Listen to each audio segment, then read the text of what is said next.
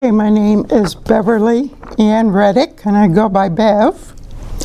I was commissioned in May of 1968 in Watertown, New York, in a little bitty conference called Northern New York Annual Conference. And I have served in the Missouri Annual Conference, the Iowa Annual Conference, primarily. East Ohio for a little while. I was blessed to grow up in a mainline former Methodist church. And we had several wonderful pastors who focused on the youth and youth activities. So among the things we had were general conference caravans, youth caravans in the summer. They would come for a week and provide wonderful activities for we kids. And my church focused on getting us to church camp in the summer. And that was a saving grace for me. Started in 5th grade, and the United Methodist Women, I guess at that time it was the WSCS, always paid my way. And it was during my camping years that I learned the disciplines of daily scripture reading and prayer. And I started doing that when I was in 5th grade, going into 6th grade, I guess it was. We had a strong MYF, and we had lots of activities on the district and the conference level. So the connection was strong and very significant. And then my high school Sunday school class was focused on raising questions and having discussion. And that was a rich time that allowed me to explore different thoughts and theologies. So along with my family, my church provided a wonderful foundation for a spirit life and for seeking and for growing. And I'm sure that it helped cultivate some soil in my soul that was ripe for God's calling. I'm indebted to the people of my local church. I understood God was love and that we were called to service and justice. My conference was very small. I mean, we could meet in a local church and eat in the basement, fellowship hall. So there wasn't information about the role of women in the church at all. I didn't know about deaconesses, never heard the word. I think I heard about missionaries once at church camp. Well, I started out as a physical education teacher, and I was pretty miserable. But I loved working with the youth group, and it was on a Palm Sunday morning when I was having my daily devotions that the little voice said to me, "You need to work through the church full time." And my gut knew this to be true, but I had not a clue, because I had never heard of any woman working professionally through the church. And it just so happened that events and people took me to Scarrett College. And that's when I began to explore being a church and community worker and being a deaconess. It was when I went to Scarrett College for my master's degree in Christian education that I first met a live walking, talking deaconess. And when I learned about it, what it was, I was thrilled, because it gives me the deaconess relationship as an avenue to recognize and affirm my call to service, love, and justice. And that relationship goes with me wherever I go. And that's very freeing. So I was thrilled to learn about the relationship, and of course I pursued it. My educational requirements were met through my master's program, so the educational piece didn't require anything extra of me. I did have to work and be employed for a full year before I could be commissioned. So that was in 1968.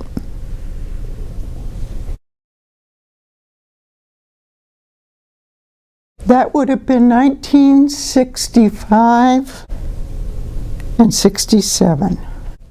In the denomination was focused on merger with the United Brethren Church, and that was during the Vietnam War, so there was lots of focus on ending the war and discussion and difference of opinion about whether the war was just or not. And then of course there was all the political upheaval because of the assassinations of the Kennedys, and then Martin Luther King. So it was a tumultuous time. My first real involvement was around women's rights, the ERA, and the manifestations of sexism in the church. Those were the first real issues I struggled with and worked hard to address. And then next I became involved in the rights for LGBTQ plus community. And largely I worked through affirmation and the reconciling movement of the United Methodist Church. And then I was involved in racism in the 1980s, not in the 60s so much, but in the 80s, and it's my focus and my passion now in my life. Basically around the gay issues, I did it and didn't say much. I didn't feel support from the Deaconess movement back in the 80s and 90s. Of course, at this time I do, you know. I think we all struggled as women in the church. And the deaconess, that gives us some authority, which we didn't have. We wouldn't have otherwise as lay women. So that was important. I pretty much was in the Midwest, and I was the only deaconess. So my support was elsewhere, more so.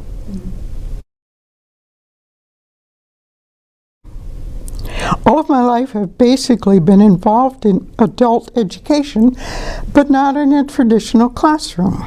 You know, I've done training of lay leaders, educating about issues and justice, organizing church folks to get involved in the world beyond their four walls. And in every position I've held, both secular and church, my focus has been getting the churches out in the communities, trying to move them from addressing the specific needs of individuals to addressing the root causes of people's hurting and struggles. In other words, the work of justice. Changing laws and policies. That's been the focus of my life.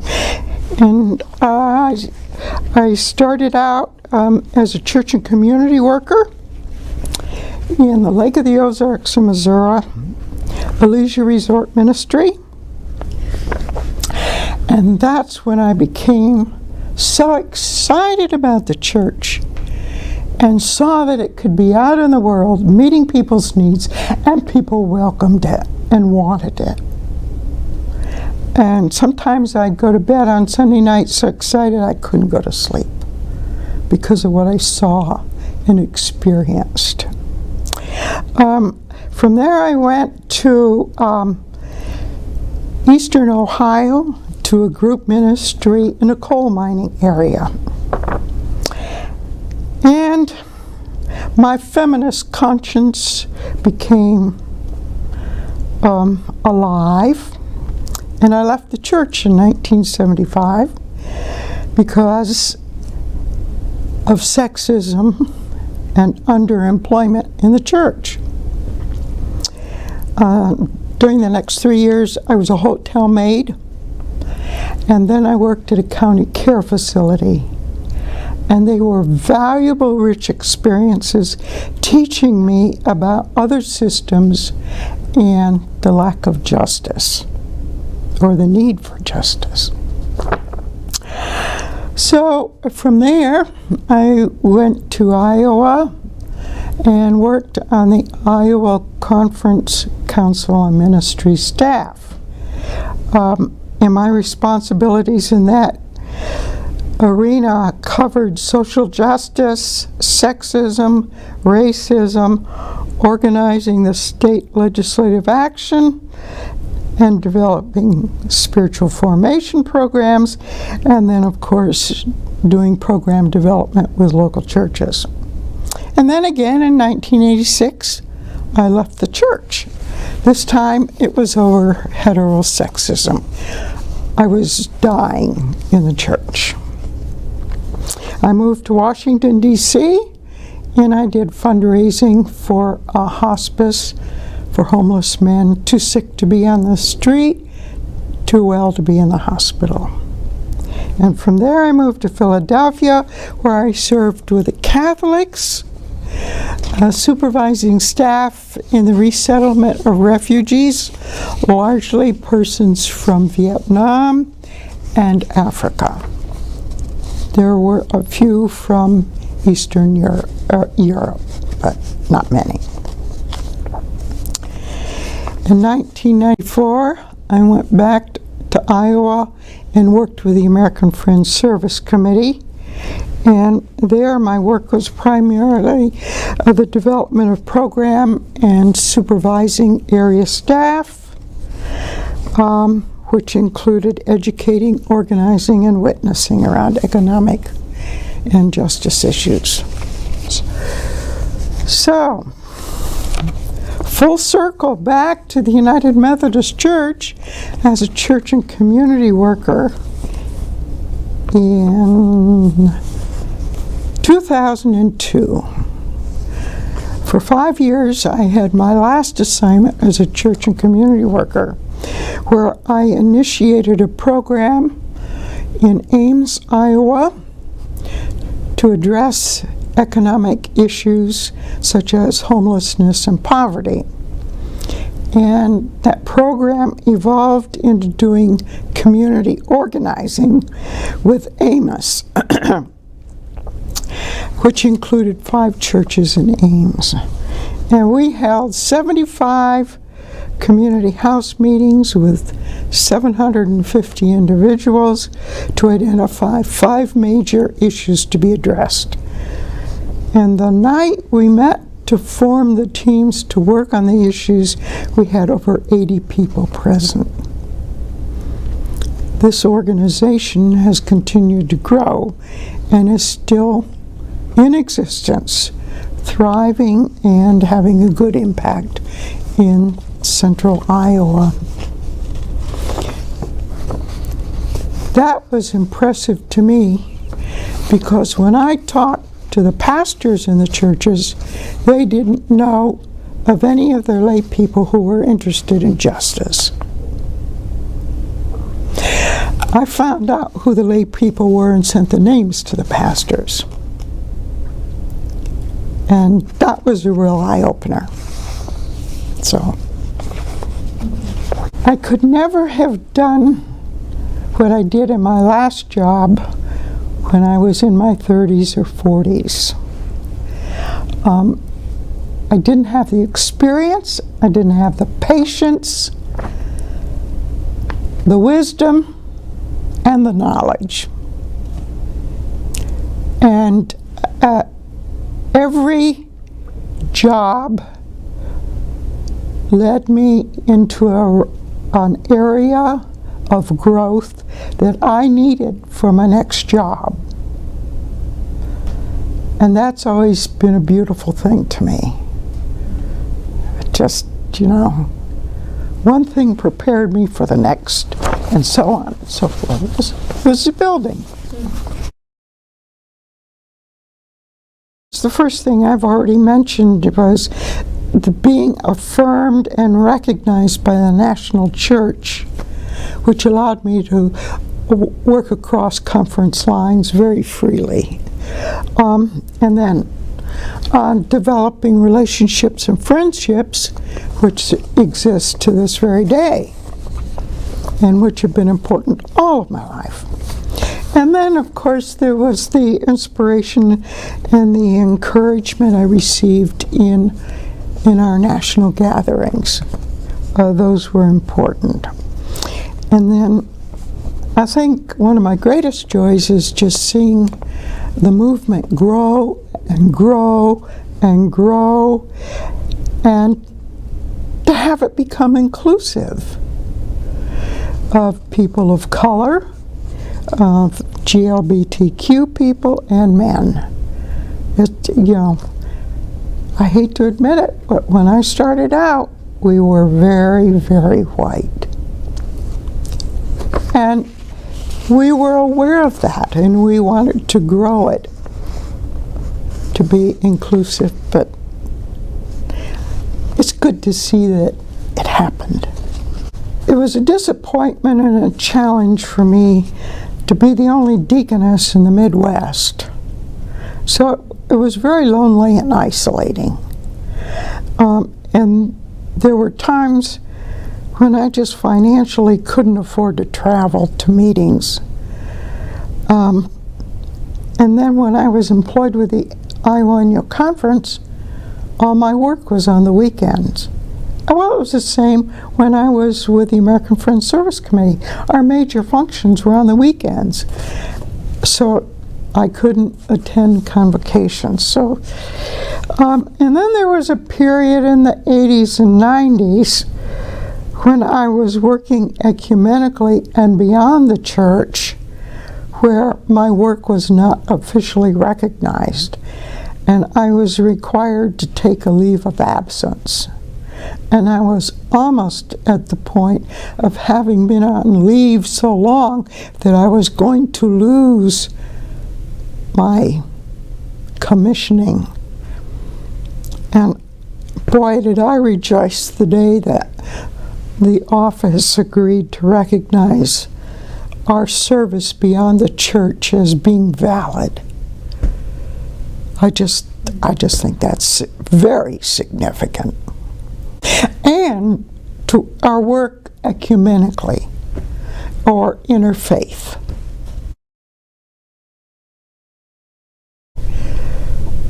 First, be attentive to your spirit life, keeping centered, grounded, and growing. Take care of yourself so that you stay balanced and healthy in all aspects of your life. Remember, there is a clear distinction between the institution of the church and the spiritual church. And it's the spiritual church that's always brought me back to the institutional church.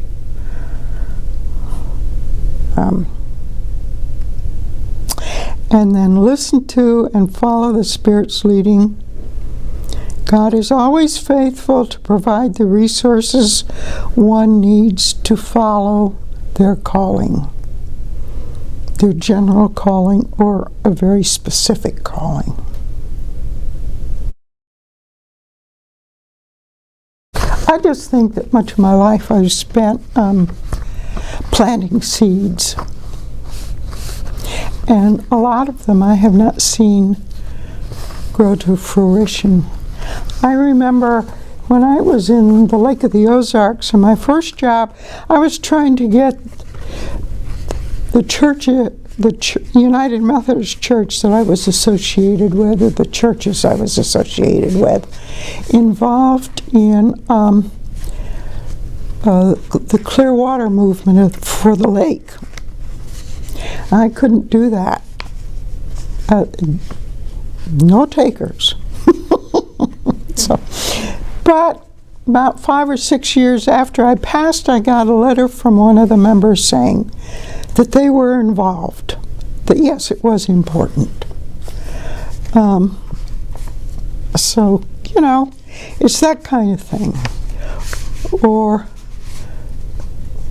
I was big on bring your own cup, no paper cups, way back in the early 80s. And I saw a woman from the Iowa conference, 30, 40 years later, at a United Methodist event. She had her cup. She said, "You taught me to do this." You know, it's just those little things that you just don't know. But when you follow your call, you know, there will be fruit. And as Gordon Cosby said, I'm not called to be successful, I'm called to be faithful. And I think that's an important thing to remember. It's not about success, it's about being faithful.